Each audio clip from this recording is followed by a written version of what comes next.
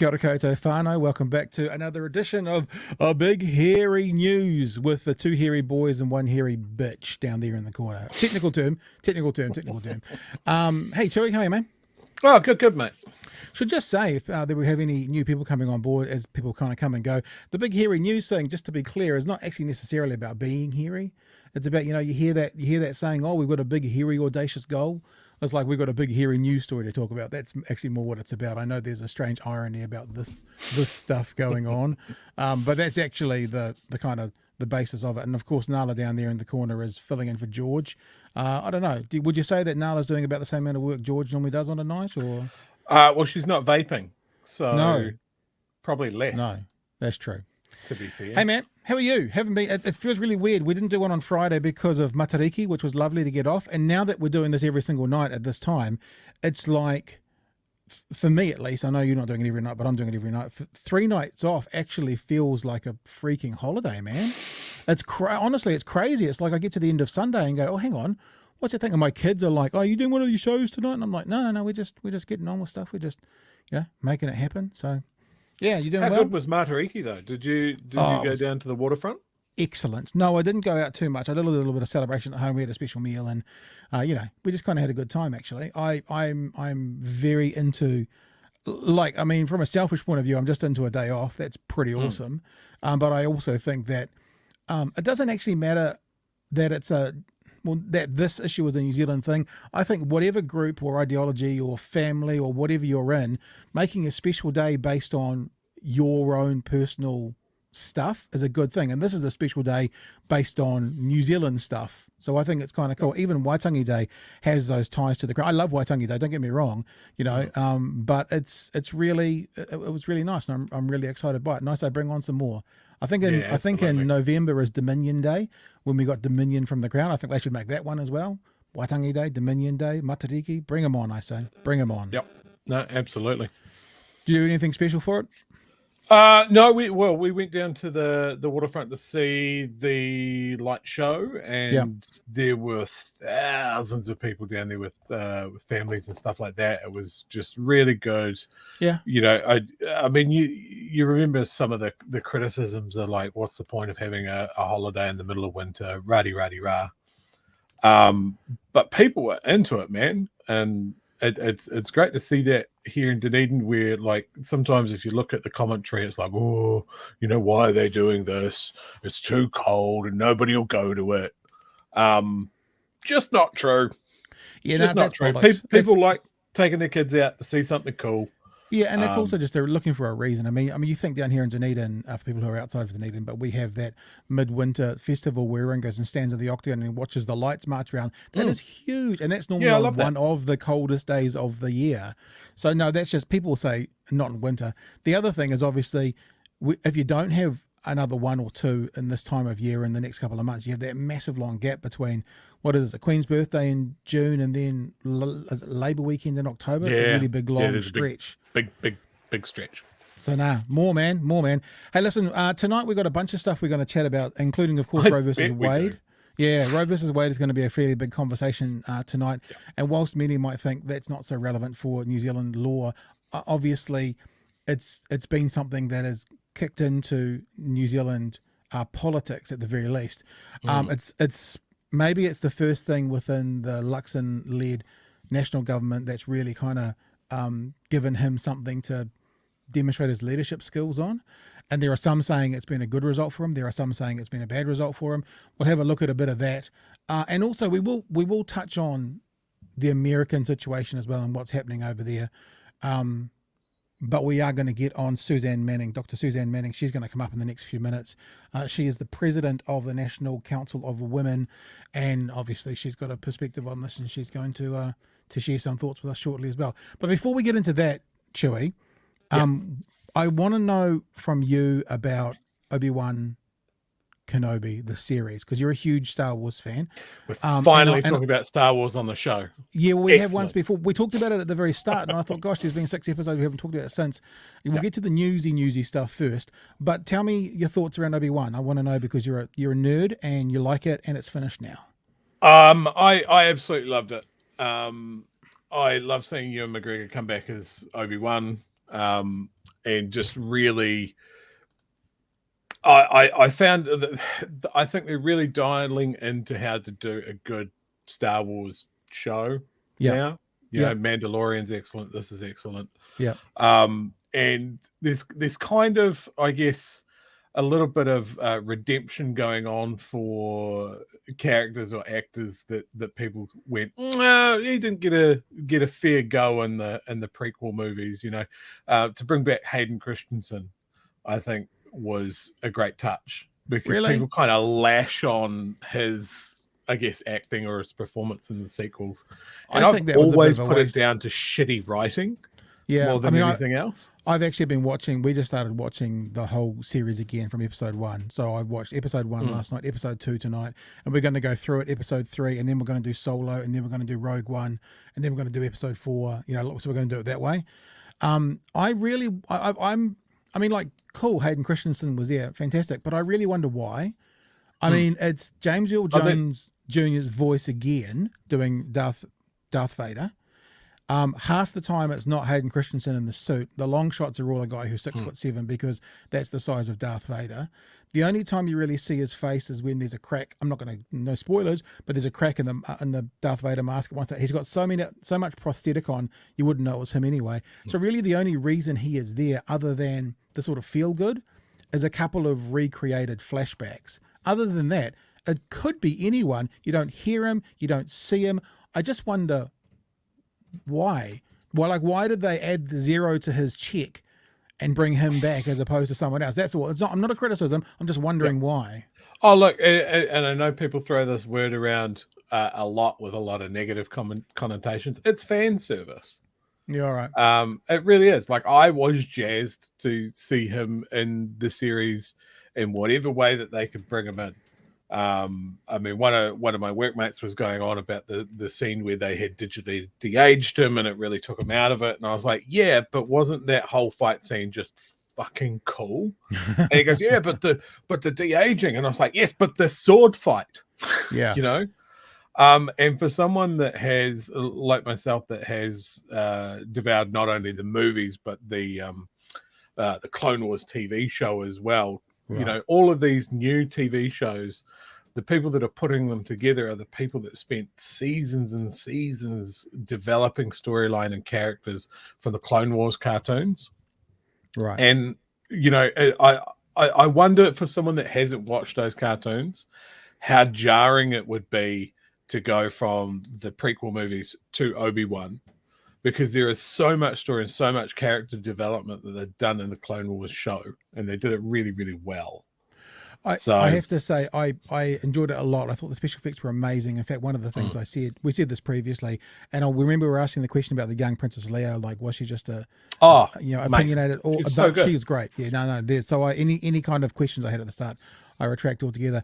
Interesting, you would talk about knowledge you have watching the Clone Wars that leads into Obi-Wan. We want to go to have a chat with Dr. Manning in just a sec, but before we do that, I did want to talk about the new Doctor Strange film as well, because apparently I've seen the Doctor Strange film. I saw a review of it the other day that talked about, if there are multiverses, perhaps we're in the wrong multiverse for a good Doctor Strange movie. But ouch. I didn't know this. So if people who are going to watch it, maybe this would be worth watching, is apparently if you've watched WandaVision, it makes Doctor Strange a lot easier to understand, because there's a different Scarlet Witch. I love Scarlet Witch in the new Doctor Strange. I think she's amazing. It's an amazing kind of character, but my kid had to explain to me what was going on a little bit, because I haven't seen WandaVision. So that's just something to be aware of if you're going to watch that. Maybe people who have seen WandaVision will get an easier transition into it, unless you've got a 13-year-old who's sitting beside you who knows everything. So yeah, WandaVision is almost vital. Like, yeah, okay. And I'm a little bit wary of, like, when you have to go and see a movie and you almost have to do homework before you go and see the movie. But hey, that's the MCU. I started watching WandaVision after I watched this. I tried to watch WandaVision 3 times, and to be honest, the kind of I Love Lucy sort of first couple of episodes, it just threw me. I'm just like, You know, I grew up, I mean, I grew up in the 80s, but in the 80s, there was a whole lot of TV shows from the 60s. And I'm just like, oh, and I know that they're doing something creative and it's going to go somewhere, but I couldn't be asked giving it the time to get there. And I guess to my detriment for watching that movie, but I've gone back now to give them another chance. It took 2 to 3 episodes before that really, like, they were being quite subtle, probably a little bit too subtle in that first episode that something was up. Yeah. And there had also been almost no advertising about what it was about. It's WandaVision. We're not going to tell you anything else. Yeah. All right. Now, if you're joining us for the first time, and we are on a new Facebook channel tonight, for people who are in Dunedin, we are on the Dunedin News channel tonight. We're just trying this out, and we're working with the guys who work in the Dunedin News channel. And so we're going there, and we're saying g'day, and we're going to see if this is a comfortable fit to be on there, because in about 3-4 months' time there are local body elections. We want to do a lot of local body election stuff, and for that, obviously, talking to Dunedin people in Dunedin for us would be a good way of doing it. So we're connecting up with the Dunedin News guys, and we're putting this out there. If that's you, then feel free to participate. If you chat in the chat engine-y things within the social media platform you're watching on, I think we can receive it from everywhere. I think there might be a permission thing you have to give when you're in Facebook, but if you're watching us on YouTube, it's just straight chatting. If you've got any comments, we'll always welcome them, and we're happy to speak with you as we do this live streaming. All right. Of course, Roe versus Wade overturned in the weekend New Zealand time. Dr. Suzanne Manning is the president of the National Council of Women New Zealand, and Dr. Manning joins us right now. Good evening, Suzanne. Thank you for staying up and being with us nice and late. Kia ora. Yes, it is late for me. I'm not the night owl, but that's all right. For you, I'm quite happy to be here. Yeah, look, and thank you so much for touching base with us today. You're right. You sent me an email earlier today saying we talked about this when the leak came out. Would we like to talk again tonight? And the answer is, of course. Apart from anything else, I was just talking to Chewy before we came on, and you're like, you know, a couple of guys sitting around talking about abortion, but we probably need the proper perspective and the correct representation here. So obviously everyone's entitled to an opinion because it's a societal issue, but we really did want to bring you on and have a chat with you, especially also because, and let me bring it up, you guys put out a press release today about the US Supreme Court abortion decision, a step back for women's rights is the headline that you gave it. So why don't we just give you the floor to start with and let us know your thoughts around this decision happening in America over the weekend. Okay, so it's been telegraphed. It's been coming for a while. Some of the problems there is that the law wasn't a great one to start with in terms of its legal basis, and Ruth Bader Ginsburg had said a while back it's vulnerable to reinterpretation, and it's exactly what has happened. Problem is that the courts have overturned it, and there's nothing in its place to for women to have the right to access abortion. So now American women are really in strife, and as New Zealand women, we're in a much better position with the legal basis for abortion in this country, but we stand in solidarity because what happens to a major country it sends ripples around the world, and this is the sort of right to control your own reproductive body that has been so fought for so long that we don't want the step backwards anywhere in the world, let alone a big country that funds other people and has the power to sort of set some expectations, even if we try and ignore them. I was thinking about it, and I was thinking, we're going to talk about later on in this hour, after we talk to you, Suzanne, about the leadership issue within New Zealand and what's happened with National over the weekend and people like Simon O'Connor and the statements they've been making. When Justice Kavanaugh, and I've got the tweet, I'll put it up later on, was asked in the Senate what he thought of Roe versus Wade, he said it's settled law, it's a precedent, it's done, and then he went and voted against it. I guess I don't. I guess I kind of want to ask you a political question. I'm not sure how this will be taken or what you want to say to this, but the thing that I feel strangest about is the Democrats are throwing their hands in the air at the moment about, Trump put 3 justices in and this has happened. They've had 50 years to codify this. And they could have codified it with majorities under Obama. There's all these times where the Democrats could have actually protected this, and they haven't done it. So I'm wondering what this says about American society and what it actually, was there actually the will to do this? And are we just kind of going too little too late?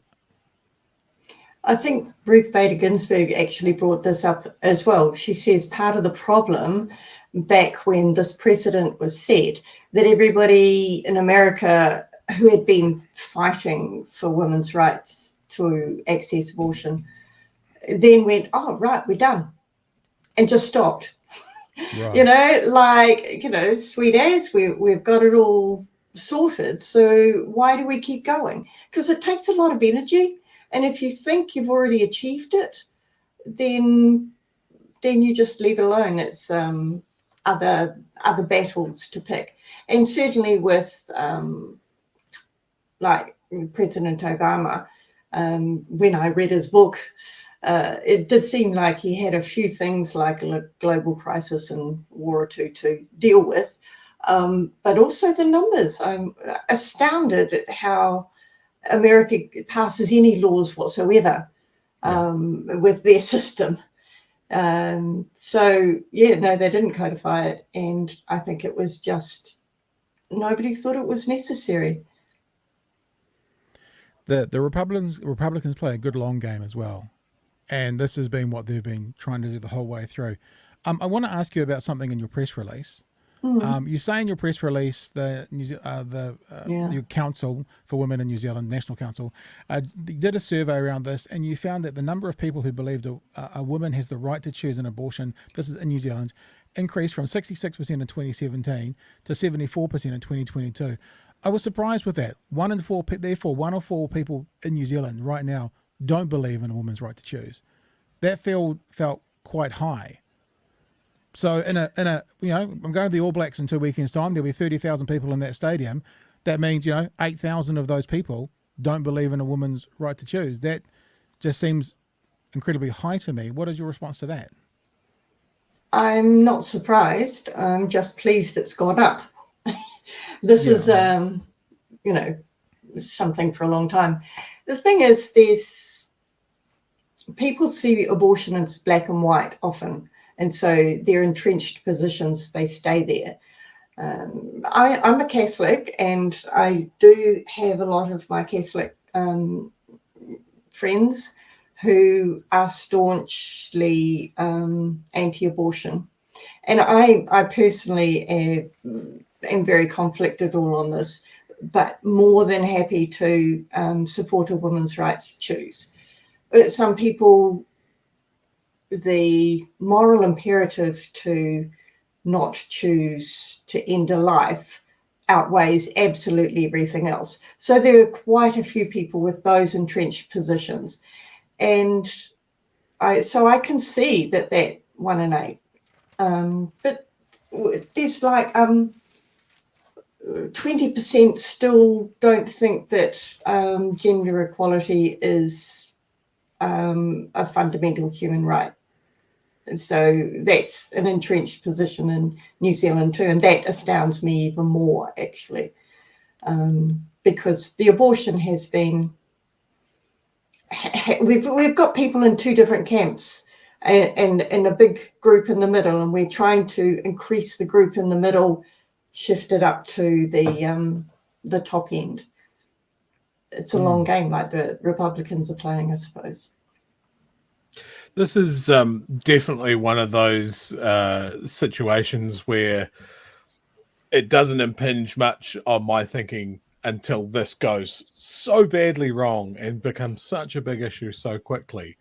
And sometimes you go, surely people can't think like this. And then you look around, and I just feel like I'm looking through some bizarro mirror of people that like, oh, yeah, women belong in the house. They shouldn't have any decisions about this. In fact, we're going to roll it out across everyone.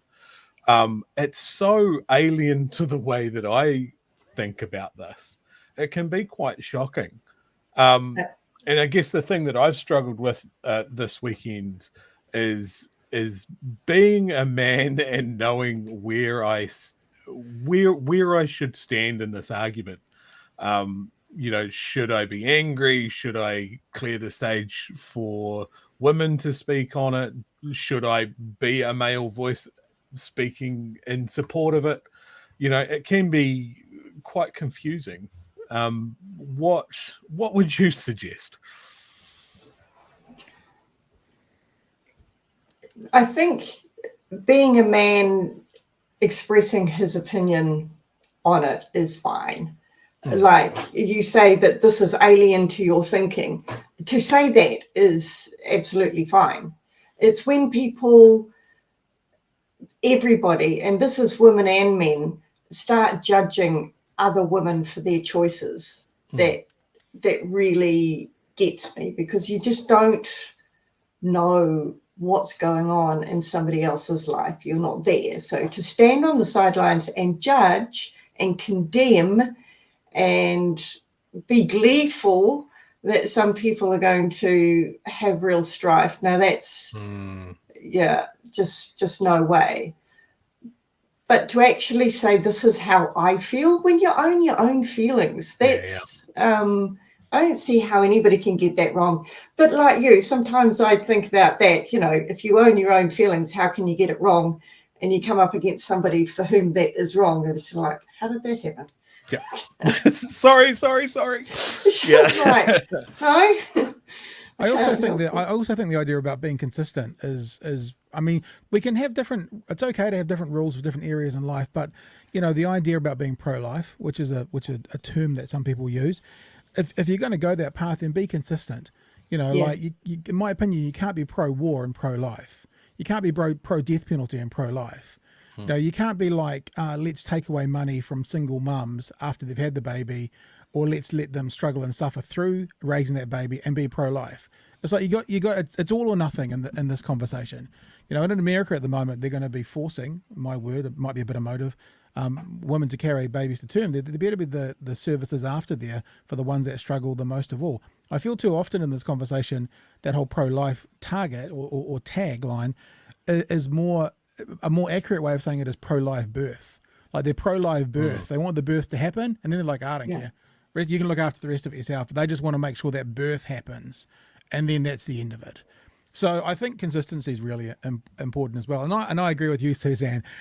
Me and Chewy kind of had this conversation before as well. It's like, I mean, I've got kids, and this is a societal conversation. I'm a part of society. I'm offering my thoughts within the societal context. I don't think there's anything that we can't talk about, not just about this, but in general, but we can still acknowledge that others may have a different, a more personal, a more real experience, or perspective than we may do. But it doesn't mean we should shut up and not offer anything. Absolutely not, because pregnancy and birth and making children actually takes more than one person. Yeah. However you look at it, it's more than one person, and we shouldn't isolate men and women from particular conversations, and that I think leads to a lot of strife in a lot of ways. I'm just really impressed that some of the younger generations will talk about reproductive things, talk about periods in the workplace, and expect their young male colleagues to handle it. And well, why shouldn't you? It's just sort of, this is part of life. And some of the things I think around abortion and people not understanding about this is because people don't talk about it. Yeah. So one way or another, we got to talk about it. Well, yeah, and I think that's right. I mean, from working in the news media for 20 plus years, I saw that happening when things like they'd finally start to report in the news that this was a suicide. They wouldn't do they used to be code words. The police were saying they're not looking for anyone else in relation to this. That meant it was a suicide typically. And then they started reporting on suicides, and I felt, this is maybe anecdotal, but I felt that once that started happening, it felt like the conversation was more in society and more people were talking about it, and it was a part of it.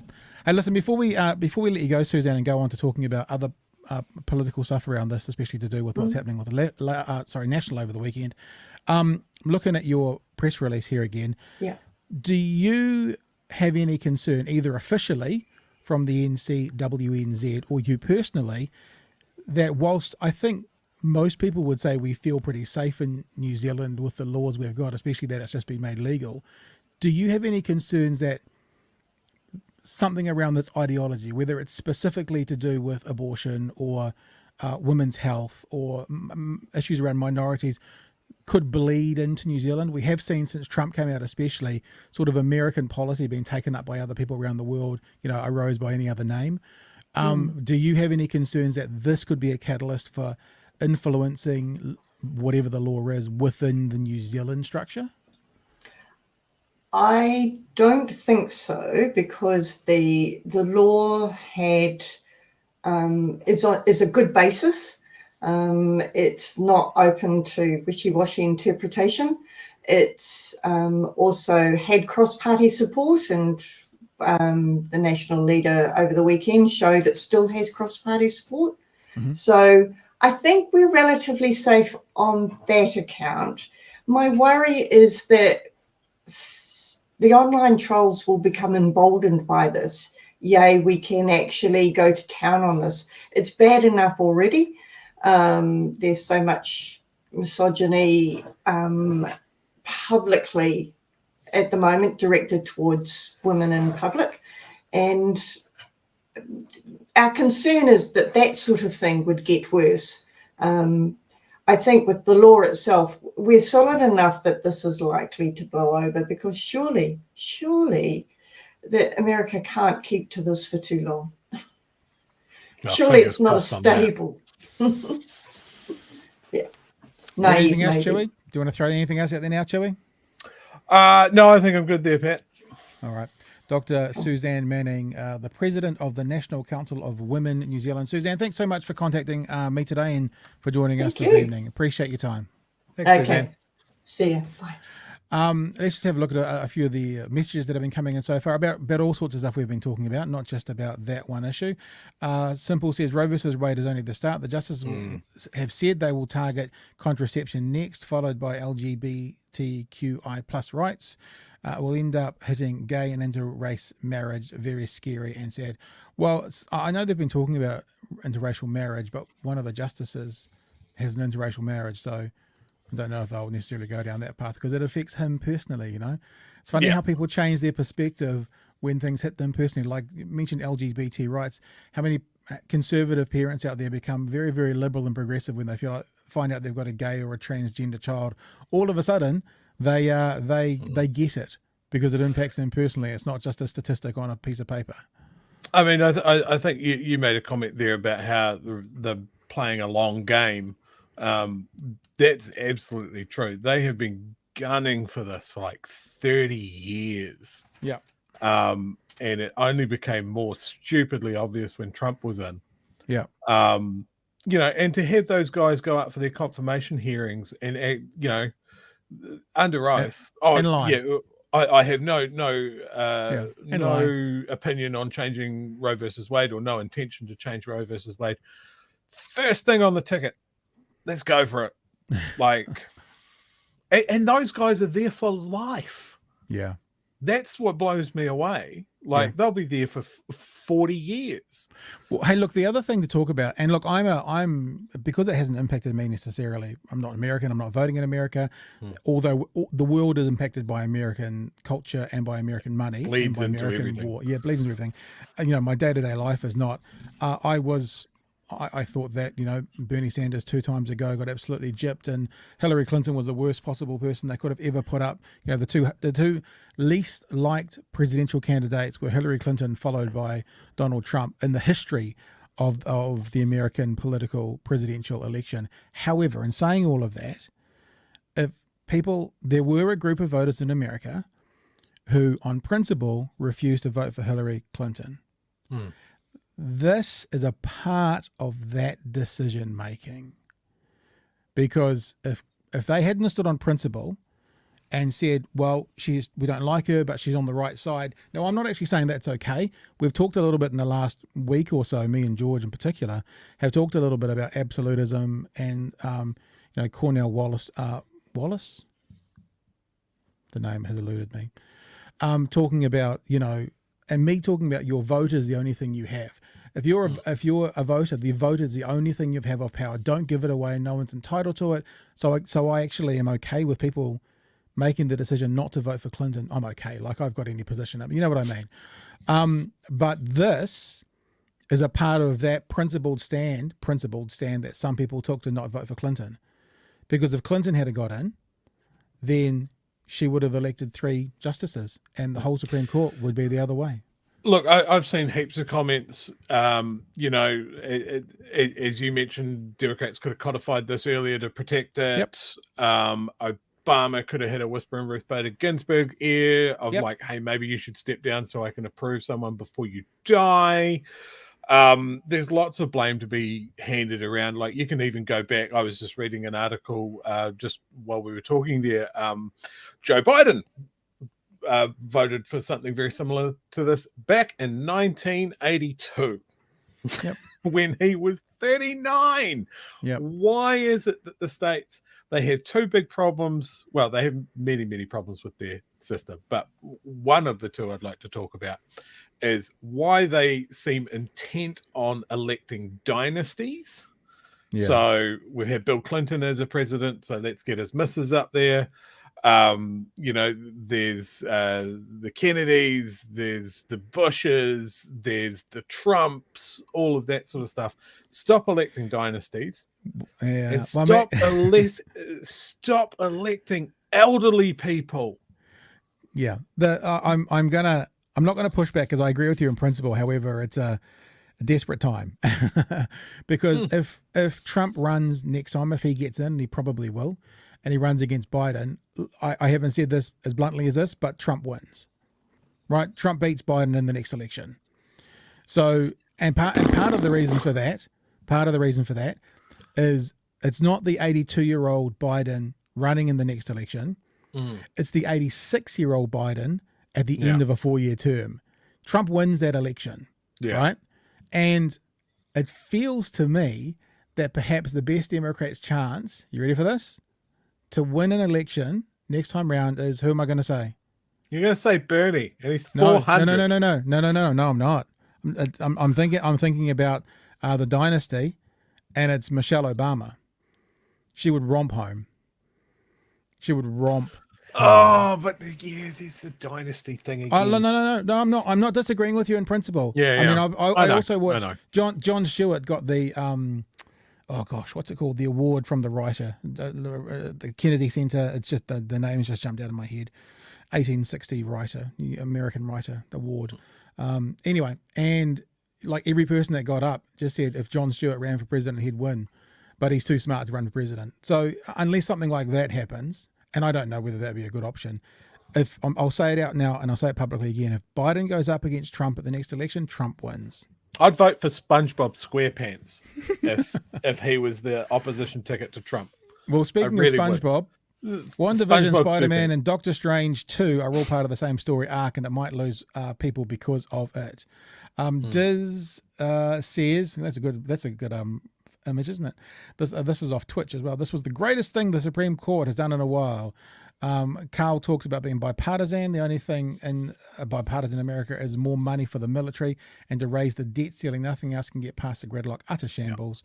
Hello there, says the General. Hello, General. Nice to see you. And Export says Democrats are weak. They will whip up the left of the party, but not the right of the party when it comes to voting. Republicans are ruthless. If you don't toe the line, they will attack and primary you. And we're seeing that with people like Madison Cawthorn and stuff at the moment in America. And look, all true, and I've said it for a long time. This is the thing about what's just happened with Roe versus Wade, right? The right has not won in America bar one time in the last 30 years.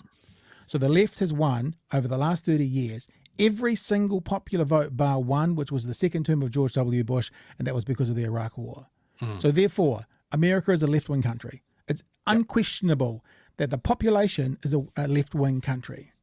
However, because of the way it's set up, because of the gerrymandering, because of how they do it, the right gets in 50-50. The right do politics better. The left are more in number. And that's how this happens. And for a left-wing country, population-wise, based on numbers, that's just math, right? So no one can really challenge me on that. But for a left-wing population to be dominated by a minority view, which is the right-wing view, have a Supreme Court, which is the right-wing Supreme Court, based on stolen justices. We know what happened with Merrick Garland and then appointing Ruth Bader Ginsburg when they wouldn't do it for Obama, right? Telling the majority of the majority of America that this law is going to be overturned when they didn't want it. You can't call yourself the greatest democracy in the world anymore. No. You know, you just can't. It's that ship has long sailed. No, I've been saying that for a long time, but this is evidence of that ship long sailing. So it's a shit show. I noticed in the comments, Paul there has the double ticket that I would vote for personally. AOC John Stewart. I think AOC is a bit of a sellout at the moment, to be honest. Oh, well, look, at least she's not 70. I actually think she's too young. I heard a conversation between some commentators the other day talking about maybe what they could do to help is bring the age down a bit. Because don't you have to be 45 or something to run for president? They've got like a lower age ticket before you qualify. But yeah, it's like when you get to that age, what, and like you can say, hey, look, you've been walking the earth for ages, you've got heaps of wisdom. How much of that wisdom is actually applicable to business, the job market, geopolitical stuff, military stuff? It's solo mum living in an urban city. Yeah. Lady Power, which is one of the greatest names we've ever had, mentioning a comment on this thing. The justices have specifically not mentioned the precedent that relates to interracial marriage, but they have called out others, as you say, hits them personally, not cynical here at all. We've got more about cynical stuff. Trust me, they've got more of that coming up as well. AOC, I'm just reading something through these messages. Someone wrote me Cornell West. Thank you, Paul. That was the name I was searching my little dyslexic brain for. Okay, let's have a look at what else is going around, because this has... let's just have a look, checking with Nala first of all, make sure she's still with us. You right, Nala? You need a wider bed. You all right? You're right. All right, cool. Just checking in. That's all. Just checking in. This has impacted New Zealand discourse, right?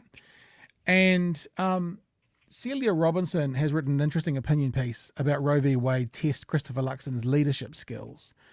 We're not going to read all the article. We'll go through a few things and then skip down all these tabs I've got open like a madman. Although I think, Chewy, you normally have more than me.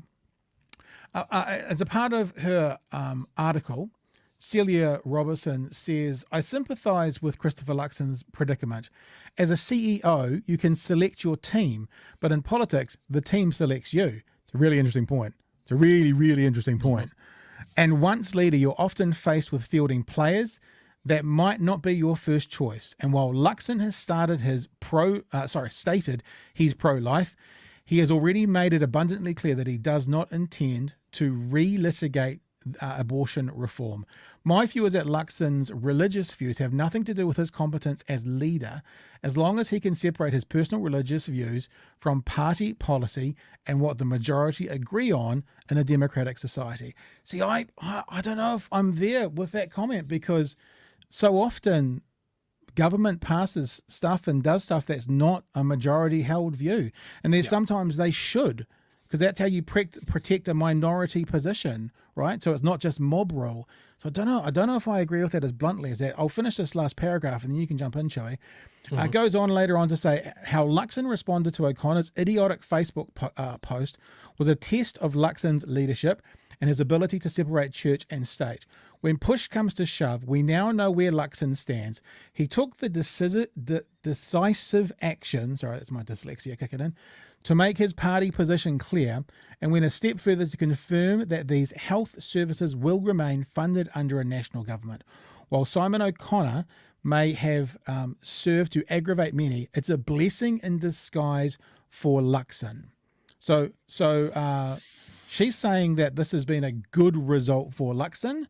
I don't know if I agree with that. What do you think, Chewy? I agree with her wishful thinking. It would be nice if I could exist in that world. Luxon has stumbled on this question a couple of times already, to the point that it was always going to be the soundbite that came up if they did this in the States, which they have. And then we all know, we've spoken about it before, about this religious sect of the National Party. Yep. They know they can't front someone out of that group, but there's enough of them there that it will cause the leader. The leader is walking a line there. But haven't they put him forward? I mean, he's an evangelical Christian that went to quite a controversial Christian. Haven't they put someone forward like that? Yeah, so they've got one of their guys up there who's got, the business creds to be taken seriously, and I believe he ran Air New Zealand for a bit. I heard that once. But now he's in this position where he's got to be wary of the mask that he's wearing. Yep. Because he knows that the majority of New Zealand is not going to react well. Generally, we like to keep religion out of our politics. Thank the maker. But here we have an MP that was confident enough to jump on a Facebook and put that up without fear of going, I'm going to get slapped down by the boss for putting this dumbass comment out on Facebook. Well, let's have a look at, you were talking about he stumbled a few times. Here's a time that he was asked about being pro-life, to his face, and got pushed for an answer. Luxon is opposed to abortion, describing himself as pro-life, finally conceding he believes abortion is tantamount to murder. Can you just answer the question whether you think abortion is tantamount to murder or not? That's a yes or no question. That should be pretty easy. I'm a pro-life person, So yes. That's what a pro-life position is. He doesn't want to discuss it. There you go. So as a politician, why would you attempt to ask? You just say you're pro-life. Like, even I wouldn't have a problem with him going, personally, I believe in pro-life. I'm not going to be drawn on any other phrasing than that. I am just pro-life. Yeah. Well, I mean, as I've said before, those terms are stupid. Yeah. Those terms are stupid. Now, let's have a look also. What I was going to say was, what was I going to say? I can't remember. So we'll just go on with it and it'll come back to me at some stage. So some commentary from the AM show this morning. I've got a lot of News Hub tonight. I'm not quite sure why. If you're just joining us for the first time, this is what we do. We kind of look through what's happening in the news of the day and bring it to you in small, manageable sized chunks. And then we talk am I going to agree with talk over the top of it? Well, like, there's a couple of things, right? and one is the way he refers to the mistake made by O'Connor, right? So let's have a look at that. Yesterday, that Christopher Luxon was ropeable with Simon O'Connor, one of his MPs, who tweeted a photo or put on Facebook a photo of some love hearts. This is after the Roe v. Wade decision yesterday, which obviously is highly sensitive to a lot of people. Puts a photo on his Facebook page with love hearts saying today is a good day. So, I mean, look, smartest move. It wasn't his smartest move, was it? I mean, what a tit. And this is after he'd said something about Matariki, I think the week before or whatever. And the point of Christopher Luxon coming in was that he was going to clean up all of these distractions, keep people on message and get the party back into order, which he's largely done. So when you've got a tit like that doing silly things, I mean, you must be so frustrated. The thing about that is, I just wanted to kind of reference this thing about, oh, what a tit, what a silly Billy. It just kind of felt, he's denouncing it. I mean, Ryan Bridges, but it did kind of feel a little bit underplayed. That was pretty salty language for Ryan. What a tit. Yeah. But the other thing is, and this is I think what I was thinking before. We've had this conversation before about, and if you're new to here, just let me get through this. Don't hang up straight away. Is the problem that National's got with their racist supporters. Now, quickly, that doesn't mean people who vote for National are racist. Right? I'm not saying that at all. But I'm saying, for example, white supremacists, for example, people who think, oh, you should never speak bloody Maori in this country, just speak English. Those people tend, pretty heavily majority, vote for the right. Right? So what I'm saying is Mr. Luxon has a problem, and we've talked about this before. Go and look at some of our highlights if you want to find it out. he has a problem because it's a bit like the Trump. There are very fine people on both sides. You can't say something to drive them away from you and say towards ACT, but you can't be seen to be endorsing them either. And that's what's happening now. He can't be seen to drive people towards the new Conservative Party, for example, right? Who will get in there and be 10 times as bad on these social issues. But he also can't denounce what's going on. So he has to find that happy middle ground, and unhappy probably middle ground. And then you're getting, this is a former MP, right? But this is part of the position within the National Party. You know, former National MP Alfred Nyo says MPs should be able to speak their minds on abortion after party leader Christopher Luxon effectively gagged his caucus airing views on the Roe v. Wade decision. National socially conservative MPs have gone to ground after MP Simon O'Connor was forced to take down a social media post. Forced to? I mean, could he really have done anything? Anyway, Christopher Luxon called it triumphalist and causing offence. Triumphalist? Anyway. So let's just make sure we know what we're talking about. Now, I got this on Saturday night, right? I went, ooh, something's going to happen with this. Something's going to happen. So I went through Simon O'Connor's feed. This is all from my iPhone sitting in front of the TV, screenshotting stuff, right? Because I thought that there's a very good chance this will disappear. Now, I've got more screenshots than just this, but I wanted to put together a bit of a document for people to see. So what I haven't seen anybody else do is to have these comments here from the actual conversation going on. I've seen a few people who had the "today is a good day" thing, but I haven't seen anybody else actually with commentary from Simon O'Connor, his Facebook quote unquote fans or friends. And it's a bit small, and if you're listening, obviously, you can see going along the bottom if you're new to us, we have an audio podcast every night as well. So you won't be able to see it, so I'll read them out to you. So Simon O'Connor, today is a good day, love hearts, love heart, love hearts. This is just a sample of some of the people who weren't that happy. So this is your colleagues, Nicola Willis MP and Louise Upson. This kind of ideology permeating in the National Party is gross, shameful and vile. Where is your public condemnation of this? National just lost my vote, right? So someone... I'm assuming who's saying they voted for National in the past. National just lost my vote. Someone says, keep religion away from politics. If your religious views preclude you from having an abortion, then don't have one, but don't force your religious views onto others. Another person, a good day for what? Either you have impeccably bad timing or you're part of the massive problem with old, white, pale, stale and male. Do I sign off, blessed be the fruit? Another person says, this is a vile post and I'm embarrassed you're my local MP. Someone says you're stuck in 1950, bro. Oh, I need to hide that. I agree if this means today's a good day. I agree if this means you're leaving your job, abortion is legalized here. We are protected against people like you. And one here that's a bit longer. So these were all comments in response to Simon O'Connor's "This is a good day" post. I've got some very choice words, but let's be civil. You have a fundamental human right to practice your religion. However, that should not extend to dictating what other people do with their bodies. I'll say it again. Your right to practice your religion should not equate to taking away someone else's autonomy over their own body. This is a deeply regressive move and a sad day for human rights. You're welcome to your views, but posting it publicly without any thought for the multitude of reasons women get abortions is just tone deaf, but I guess you wouldn't care. So there's some of the comments that were on his Facebook post, as well as a ton of others. Obviously, there's hundreds of them. But Chewy, I don't know if you've seen those, but you're welcome to jump in now, brother. Well, just one slight criticism. You haven't got my comment up there. Did you put one on as well? Okay. Sorry. I jumped on there immediately. And had a bit of a conversation with someone who ended up being an anti-vaxxer. Oh, so that went well. How weird's that? We had a frank exchange of views. Yeah, look, it's just, I think for me, such a simple issue, and I just can't see why someone involved in politics, you know who you're wanting to speak to, and in this case, Simon knows exactly who he's speaking to, and he doesn't give a damn about anybody else. He's really talking to his own echo chamber. And he is so confident that there's enough of them out there that he'll stay an MP.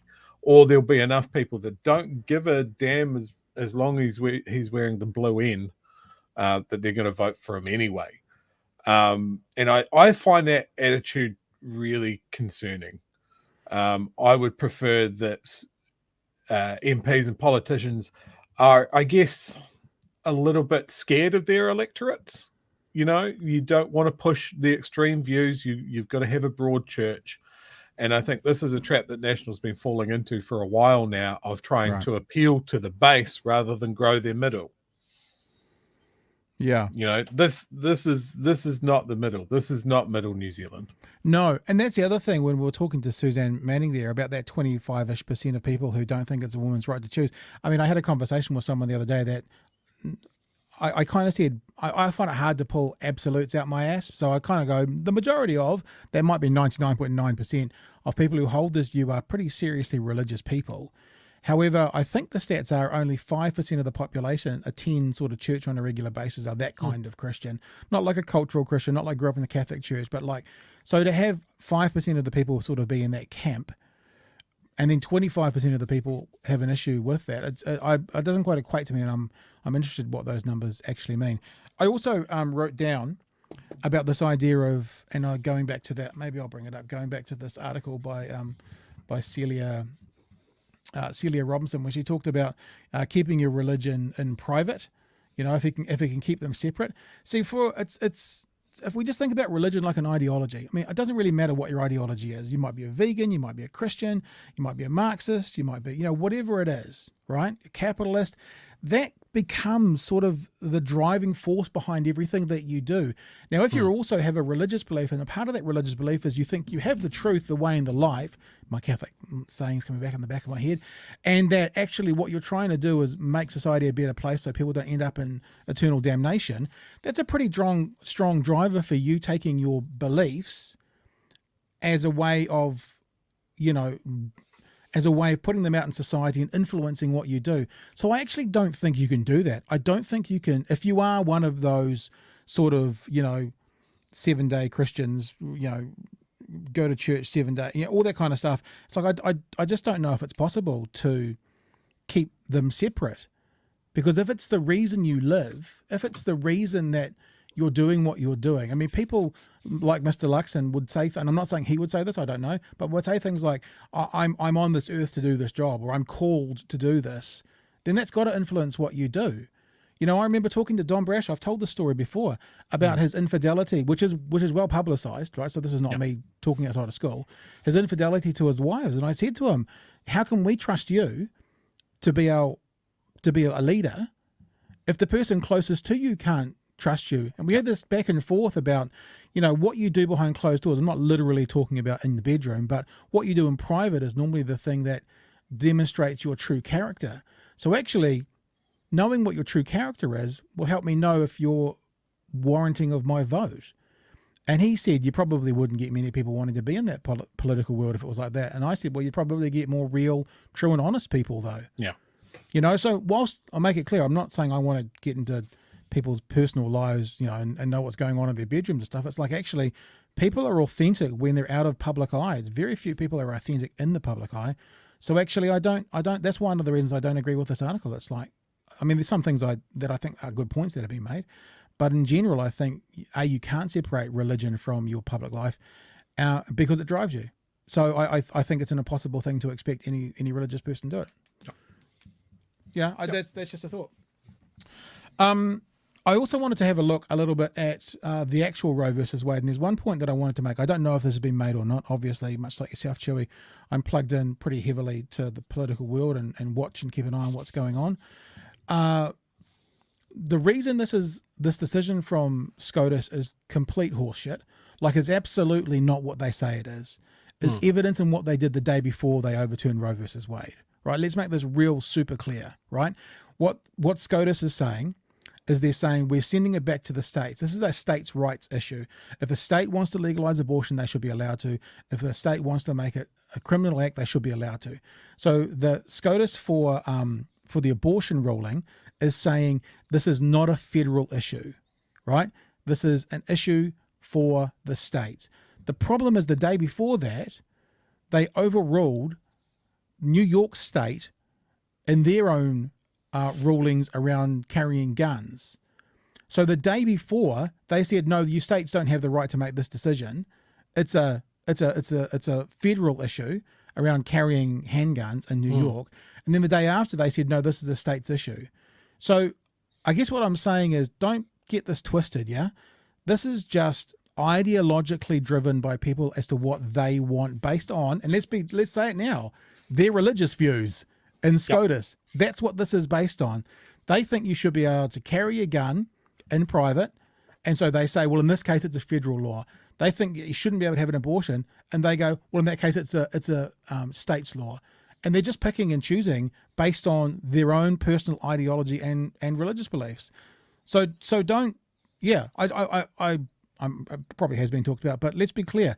24 hours before that ruling, where they gave it back to the states, they took another law away from the states. Yeah, because it ideologically suited them. Oh, look, nothing about this stands up to any sort of in-depth view. Like, these guys are liars. They're hypocrites. They're so compromised, and yet it's one of the pillars of the American political system. The judiciary, the Supreme Court. I just can't see how it can stand. I don't see how people are going to let this stand. Yeah. All right. Now, even though we had some other stuff to talk about, we weren't going to just talk this into completely Roe versus Wade. It's obviously one of the biggest news stories in the world at the moment.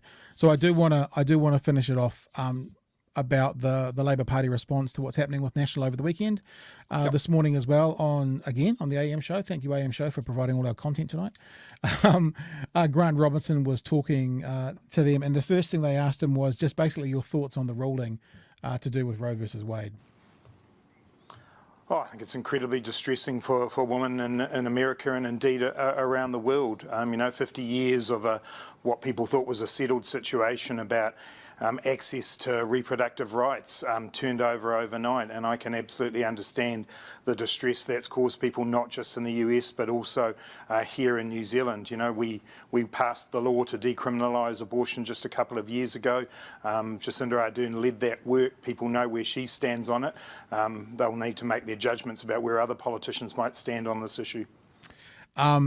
And the second little clip, and I'll give you a chance to respond to this in a sec as well, Chewy, because it's about what political fallout there will be for this, if any. So the second part of the clip, Grant Robertson was asked, would this be an election issue?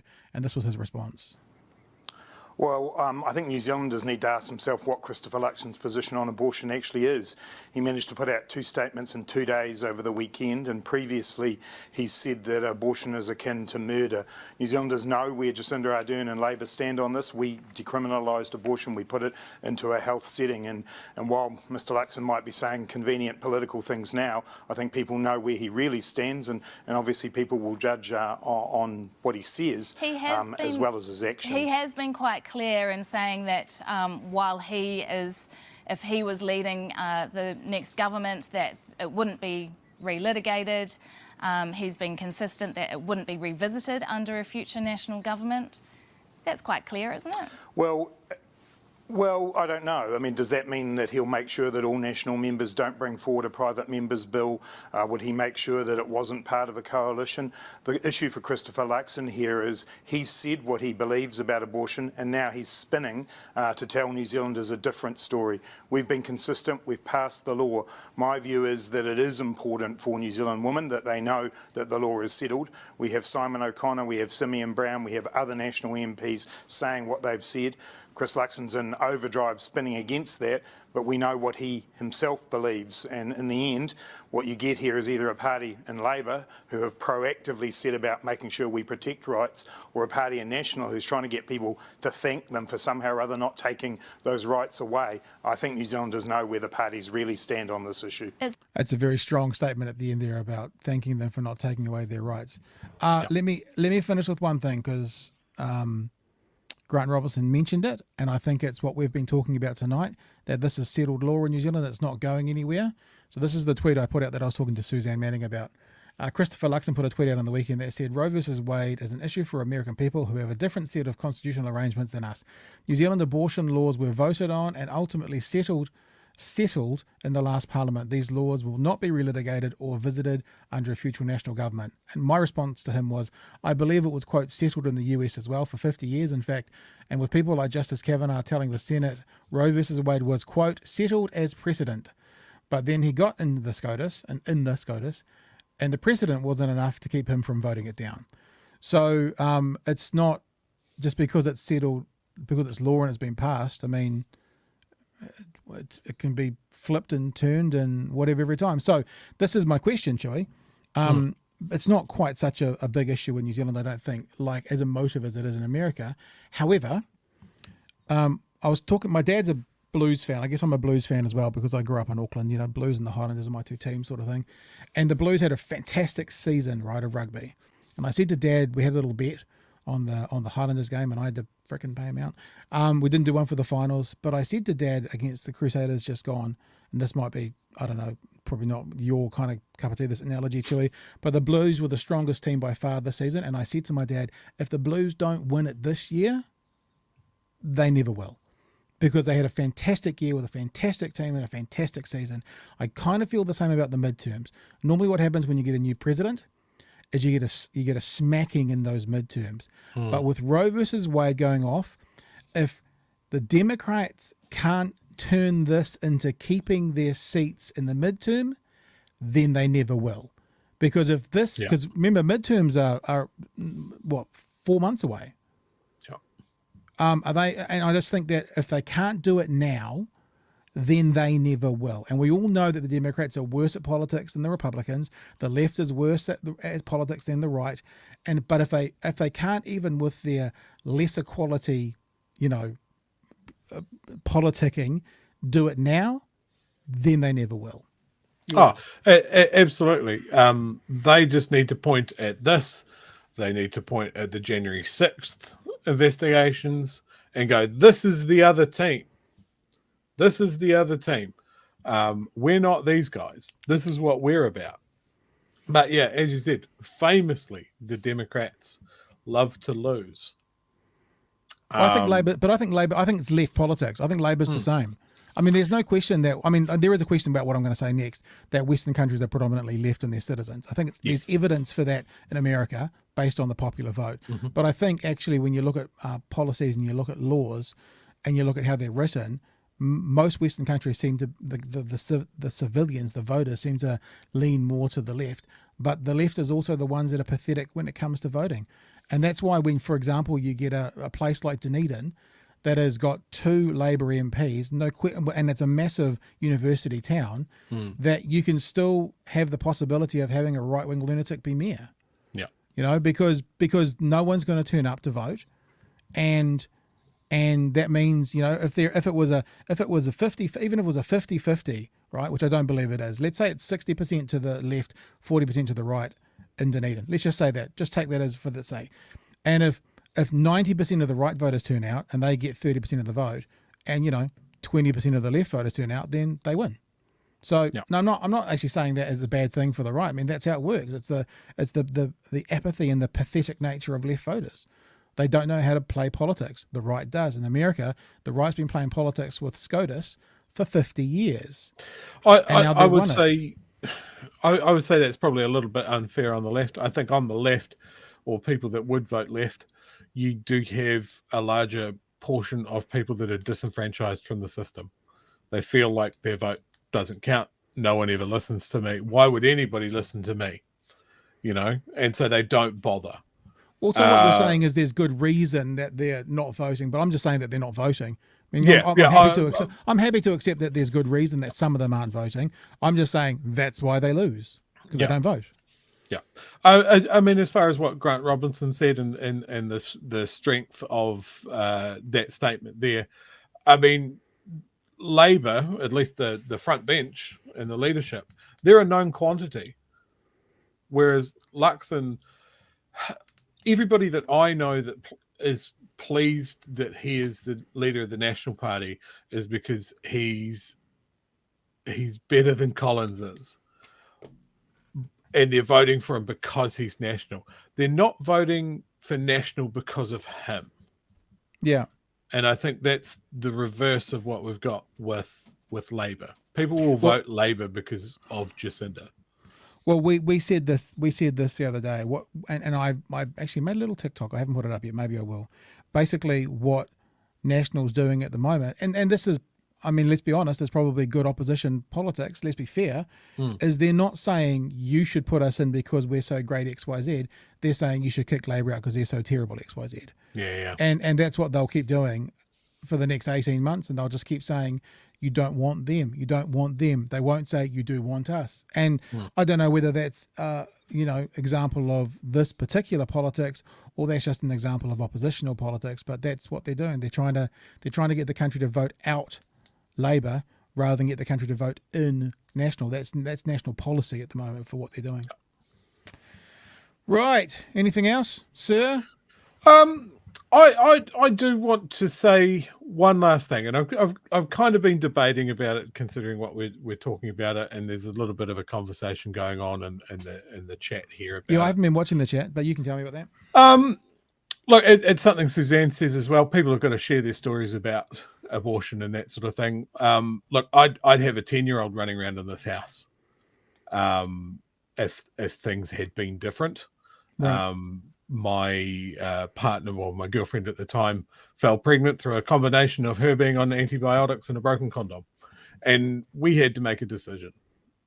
We were 22, we were both studying, we had no money, no support.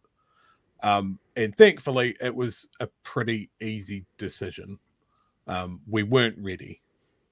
And we were able to go to a doctor and have an abortion, and it was safe. And everybody's healthy, and there isn't a kid that was essentially unwanted or would have a shitty start in life because the parents weren't ready. There's one thing that I remember of that day is waiting around outside the clinic, and there was a guy with, the classic sign, abortion is murder, little plastic fetus, horrible pictures in it, and he started yelling at people coming into the clinic. Not me, but women that were coming in. Yeah. And I remember being just so incensed at this man would shout at these women that were making this horrible, horrible decision. That I went up to him and I let him rip. I can tell you his sign and his bike ended up in the Avon. Nice. And the police were called as well.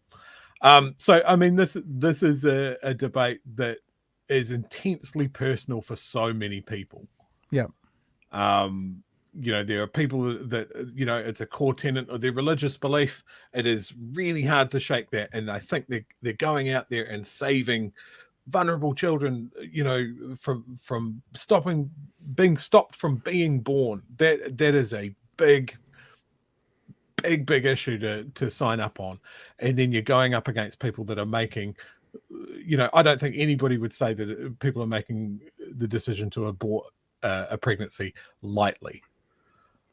So you, as you said, you don't know people's situations. You don't know what they're wrestling with. It should be that couple's decision or that woman's decision. If you don't want an abortion, don't have one. And that's the end of the debate. That's all I really want to hear from anybody, to be honest. If you believe that there shouldn't be an abortion, you don't have to have one. I thank you for sharing. I didn't know any of that about you, so I appreciate you shared that. I think that what resonates with me as to what you've just said is decisions that aren't made lightly. I think that there are no real winners necessarily in this conversation. Like, I think, as you say, making a hard decision, a lot of people, and I'm not going to ask you to comment on this, Chewie, but a lot of people might think, what would happen if, like, in 10 years from now? I know people who couldn't come into the hospital room after my then partner and I had our first child because they'd had an abortion and it was too hard for them to see a newborn baby. But at the time, it was the right decision for them, and I don't think probably now they regret that decision. But I think that it doesn't. The reason that I struggle to make this a black and white conversation is life's not black and white, and I don't think that, and I'm not interested in the conversation when people now are going to send me a blog post about someone who uses abortions as a contraceptive and has 3 of them a year. Sure, there'll always be outliers in this world, but for the vast majority of people, this conversation is never an easy one. I don't mean an easy one. I mean never an easy one when it comes to the decision making, and that you probably find most people are grateful for decisions for parts of it and are regretful for decisions in parts of it, and that's why when I have this conversation with my church friends, I say to them things like, I'm neither pro-life nor pro-choice, and I've said this before on this show, I don't know if you've heard me say this, Joey. I'd call myself pro-people, and sometimes when you're pro-people, you sit in the waiting room with someone having an abortion because you're pro-person, and sometimes when you're pro-people, you empathise with someone who thinks that they're saving unborn babies. And it's a much more difficult conversation, as are most conversations in this world. And hopefully, not to put a little advert at the end of this, which is what we're trying to do in this news conversational show we're doing, is to go a little deeper, is to get people on and give them space to tell their stories, like Chewy just did, and like Suzanne was doing earlier in her official position. And as we were doing today when we were offering our opinions on politics. Yep. So, yeah. It's probably, I mean, you're welcome to add anything to that. An addendum, Chewy, saying you kind of brought that last bit up. Anything else you want to add? Yeah, no, that came from way down at the so yeah, no, I think I'm tapped out on that one. All right. And the exciting thing is tomorrow night for me. Oh no, I was about to say it's past midnight. Yeah, tomorrow night for me is now episode 3. Is it Revenge of the Sith? Is it episode 3? Oh yes, that I meant to say when you mentioned the order that you're watching it in, you have started, haven't you? Yeah. Have you ever heard of the machete order? No. So should I look it up to tell other people? Yeah, I think I can remember Star Wars, the machete order. Star Wars machete order. You start with episode 4, A New Hope. Yep. And then you skip episode 1 because there's not much that happens there. It's not important. Everybody dies. Episode 2. Oh, actually, is it? I think it's 4, 5, 2, 3, 6. Why? Why is that? Because Star Wars has one of the best film twists of all time, of Vader being the father. If you start from Hang on. What? Well, you started from 1. You already know. But watching it in the order where you put the prequels in the middle, it preserves that twist. So they say if you're ever introducing someone to Star Wars, so that's actually a really good way to do it. Yeah, so they can have that "oh my god" moment. Yeah, you don't find out that Vader's Luke's father until he does, rather than going and knowing that that's I only found out the other day. I knew that Rogue One was between 3 and 4, and obviously it's to do with the droid and the message to get to Princess Leia. But I didn't realize, I read it on Wikipedia the other day, it's 1 week before episode 4. The movie is set 1 week before episode 4. I would almost insert Rogue One into the machete order as being almost the first one that you should watch. But it is especially good because you've got the kick-ass end scene of Rogue One where Vader knows what ships the code's on, literally was there and knows Leia's there. And then you go into New Hope where he captures the ship and goes up, "You've got the plans, give me the plans." And Leia looks at him and goes, "I don't know what you're talking about. This is a diplomatic mission. I saw you back there, but I'm going to lie to your face." It is so fucking cool if you watch those 2 movies back to back. Okay. Well, no. So we're going to do it 1, 2, 3, and we know the results. So, but it's interesting. Maybe in 20 years when I forget them all again, I'll do it that way, Joey. We're doing 1, 2, 3, and we're going to do Solo. Solo seems to be the only one that's not in the order anywhere. But Rogue One is before 4. But Solo was about early Han Solo, so I want to do that obviously before 4. So we're going to go 1, 2, 3 Solo. We're going to do Rogue One, and then I guess 4, 5, 6, 7, 8, 9. Although I haven't seen. Is it the Book of Boba Fett, the Boba Fett series? That happens at the end of episode 4, 5, 6. End of 6. Have you seen Boba Fett's series? Yes, and I'd say it's unrelated to the movies.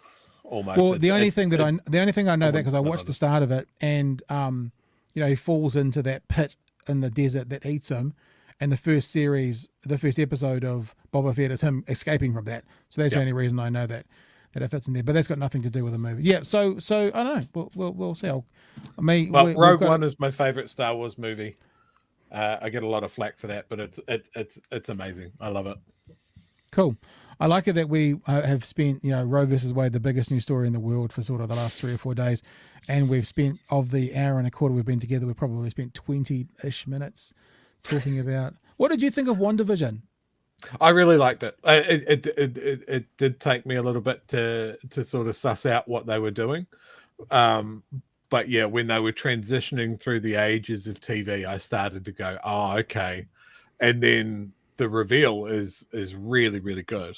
Cool. It felt to me like they've got a really good idea about what they're doing creatively, but it's taking too long. I wonder if those first 2 episodes could have... Yeah, like those first 2 episodes that are all black and white, other than the one... I've only watched the first 2. Other than the one little helicopter that's red, they probably could have been 1 episode, and then... I think I've seen other things that goes into colour in the next one, and I wonder if they're trying a bit hard. But when I saw Scarlet Witch in the new Doctor Strange, I'm like, I got to know what this is all about. Although it's kind of been revealed in the new one. Anyway, we should start up a movie podcast. Actually, we should start up a movie podcast, Joey. We probably should do that. Well, in some circles, the debate about what order to watch Star Wars in is just as controversial as Roe versus Wade. Right. Was that a viewer's right to choose? Is that what it is? and trying to find out who the real father is, and does the father have input? Is that what it's all about? Wow, you've taken it a lot deeper than I had with my initial comment, and it works.